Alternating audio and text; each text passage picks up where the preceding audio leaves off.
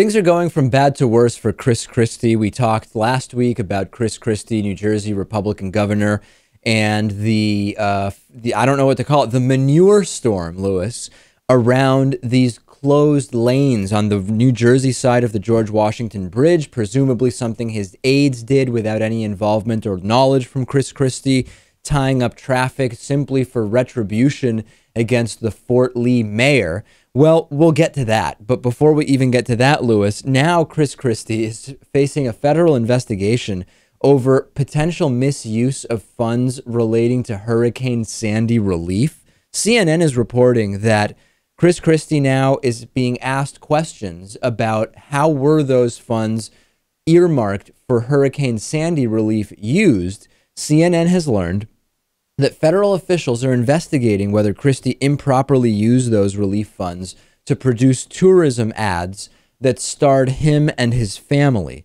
This is terrible timing, especially since now he's dealing with the probe into the traffic scandal, Bridgegate, or whatever it's being called.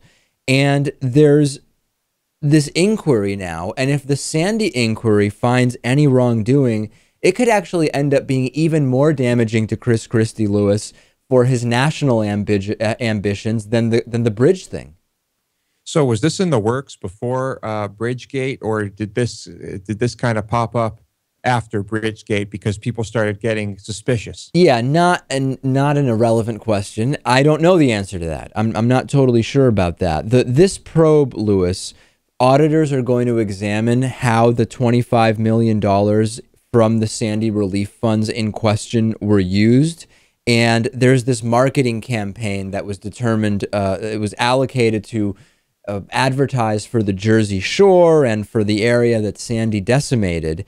And Representative Frank Pallone, who's a New Jersey Democratic congressman, told CNN that they are going to be investigating whether this was misused. Pallone is concerned because, and this is actually a legitimate red flag, you usually have a bidding process for these things, and you don't typically go with the highest bidder. There might be reasons to go with the highest bidder rather than the lowest or a mid bidder, but the firm that was awarded the marketing plan was charging $2 million more than the next lowest bidder. The winning bid featured Chris Christie and his family in the ads, while the losing proposal, which cost less, mind you, didn't feature the Christies. So obvious questions. It's obvious to anybody who has any sense of logic at all to say we should look into that further.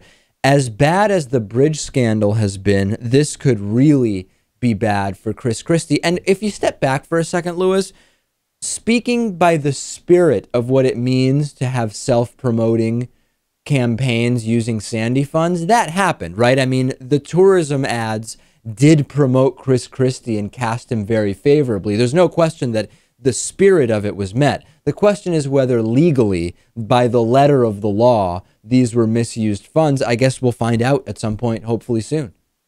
Right. I would assume that to a certain extent, this type of campaign would be legal with a certain amount of these funds. Sure. He is the governor, right? And it's not crazy for him to be on camera and saying people should go to New Jersey. We saw that in some of the Gulf states after the Deepwater Horizon. Of course, that wasn't necessarily done with federal recovery funds. I think that could be the issue. Right. I mean, if you ask me, you should never be using this money for something like that.